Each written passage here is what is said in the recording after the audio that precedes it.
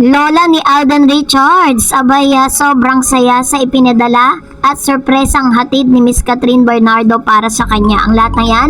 But before that, if you haven't subscribed yet to my YouTube channel, please don't forget to like, share, and subscribe at i-hit mo na rin ang notification bell for more showbiz updates. Bago tayo magpatuloy, of course, nais ko po muna magpasalamat sa lahat ng mga legit viewers, subscribers, at ang lahat ng mga legit na nagmamahal at sumusubaybay sa lahat ng ating mga updates. Maraming salamat po sa inyong panonood.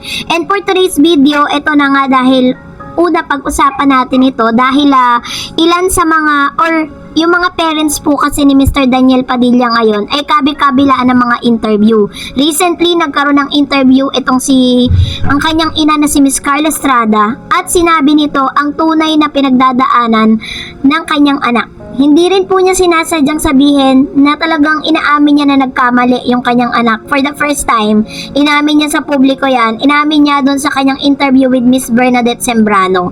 Ganon din naman, pero hinangaan ng ilan si Miss Carla sa pagsasabi niya ng totoo. Kasi dati kasi parang nainis sa kanya yung mga tao sa pagtatakip niya. Sinasabi niya na Katniel pa rin is ongoing yung relationship. Yun naman pala, nagkalabuan na at nagkaroon na ng malaking problema.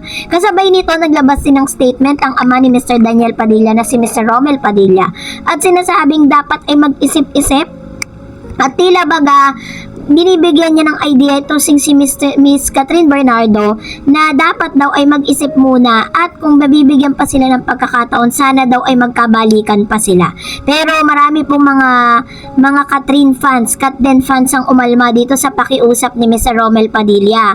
Kasi nga naman, 'di ba, for the unang-una, hindi si Catherine Bernardo po ang pinaka talagang nasaktan dito po sa nangyaring hiwalayan na ito. At the same time, nasaktan din ng ilan sa mga Katniel fans dahil for the longest time we trust Daniel Padilla that he will going to care of Miss Catherine. Pero yun nga, nabaliwala lang ang lahat. Pero this time, ito na nga isa sa mga nakakakilig na balita, no? Dahil talaga namang ito yung mga kaganapan dun po sa kanilang katatapos lang na gabi ng parangal, no? Talagang ang dami pong ganap, talagang marami pa rin po yung mga nagbalalabas ng kanilang mga videos kung saan si Mr. Alden Richards umupo dun sa upuan ni Miss Catherine Bernardo. Magkatabi sila. Tapos pinakita rin dito kung gaano po ka-gentleman ang isang Alden Richards para kay Miss Catherine Bernardo. Tapos natanong din yung tungkol sa panliligaw. So sabi nga ng ilang mga netizen at ilang mga Katden fans, ang importante nasa ligawan stage man sila, ang importante they are moving, no? Talagang nagpo-progress yung kanilang samahan, 'di ba? At the same time, kinatuwaan din ng ilan ang sorpresang inihatid nitong si Mr. Alden Richards para po sa ina ni Miss Catherine Bernardo. Although nai-issue ngayon si Catherine dahil sinasabi or meron pang isang online news na sinasabing binati daw di umano ni Catherine si Miss Carla Estrada ng Happy Mother's Day. Na bagay na pina-fact check po natin na wala pong ganong nangganap. I-check nyo man ang lahat ng mga social media platform na meron po si Catherine, wala po siyang pinost na ganon. Ang tangi niya lang pong binigyan ng parangal is or talagang binati niya sa social media ay ito pong kanyang Mami Min, nakarapat dapat naman talaga. So kasabay nito si Alden din, ganun din yung kanyang ginawa at akala natin okay na yon, tapos na ang lahat. Pero meron, ayon po sa isang source, ayan, so meron po kasing nakarating na balita sa atin na itong si Miss Catherine Bernardo ay hindi po nagpapigil at hindi po talaga siya nagpaawat. Nabigyan din ng sorpresa ang lola, no, ni Mr. Alden Richards. Matatandaan natin na maaga pong nawalan ng ina itong si Alden at ang nagsilbing pangalawang magulang at pangalawang ina niya ay ang kanyang lola Linda. So dahil po dito is meron pong isang news na meron isang box na pinadala itong si Miss Catherine Bernardo. At ito po ay talaga namang luxury po yung, kasi syempre alam niyo na pag magre-regalo, 'di ba? So luxury po yung pinadala niya. At nung check po natin, at according po sa ilan, dahil si Lola Linda po ay mahilig po talaga siya sa mga, alam niyo na pag medyo oldies na, 'di ba? Mahilig sila sa mga alampay, sa mga shawl. So isang news po na sinasabing isang Dior na shawl ang ipinadala nitong si Miss Catherine Bernardo para kay Lola Linda para sa araw ng mga kananayan.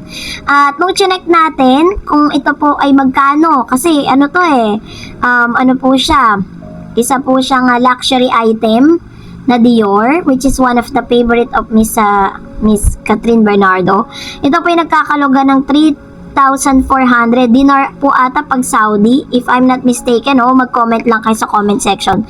So, calculated, kasama na po dyan yung tax, no, kung manggagaling pa siya sa ibang bansa. Pero kung dito lang din naman sa Pilipinas, sa peso na yan, almost nasa 50 to 60,000 yung mga ganyan. So, talaga namang natuwa po, of course, ang pamilya ni Mr. Alden Richards dahil, syempre nga naman, di ba, nag-i-spend na po ng ganon si Miss Catherine. Nangangahulugan lang talaga na talagang may something special na nagaganap between Alden Richards and Catherine. Ang abangan natin kung kailan ipapakilala ni Alden Richards at dadalhin ni Alden si Catherine dun sa mansyon niya sa Laguna. Ay nako, grabe.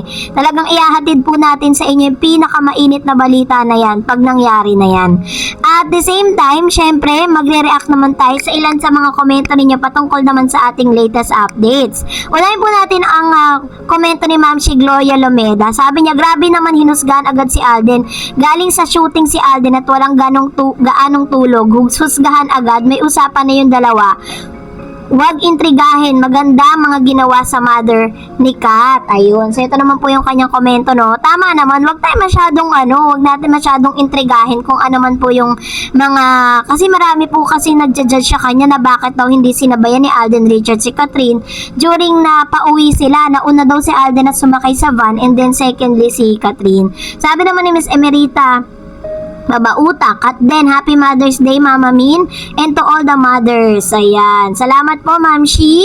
At sabi ni Mr. Ram Obligar, pinagtagpo ang dalawa, may mabuting puso, go go go, humayo kayo't magpakarami. O sabi, yun naman po yung kanyang komento patungkol sa bagay na ito. At talagang kinokongratulate natin ang dalawang ito, kasi kung tutuusin ninyo, talagang heaven sent yung bawat isa sa kanila. Biruin nyo, natagpuan nila yung bawat isa doon po sa mga panahon na talagang inadya ng Diyos, diba? Dahil hindi mo aakalain na maghihiwalay pa si Catherine at si Daniel, diba? Pero yun nga, marami po ang natuwa at marami rin naman ang nalungkot, of course, sa pangyayari. Sabi naman ni Miss Dayan Kalpotura, sabi ni Alden, sikat, oo na yan, silence means yes. Magkatabi pa sila sa upuan, yes, Kat, then love you. Sabi naman Teresita Rapsing, nag-usap na yon, syempre mga fans intindihin. Yan, tama naman, diba? Meron ng common understanding, meron silang tinatawag na pag-uusap, of course, bago pa po dumating yung itong event na to. Siguro sinabi nila na wag sila masyadong showy, diba? Kasi nga gusto nila ng privacy. Sabi ni Dan Louie Navida, may plano na yung dalawa tapos mahirap kung may intriga ulit. Ang dami kasing bashers kaya nag-iingat na lang silang dalawa. Pero sa likod siguro ng camera, sweet sila, no? Hehe. Oo nga, nai-imagine ko din. Si Mr. Alden Richards pa naman, ang kanyang love language is talagang very touchy siya. Napaka-touchy, napaka-clingy. Ganon siya sa mga nakikita ko at na-observe ko sa kanya, diba? So that's it for today. For more videos and updates, please don't forget to like and subscribe, and please don't forget to follow my Facebook page, Dar Eds TV. God bless everyone!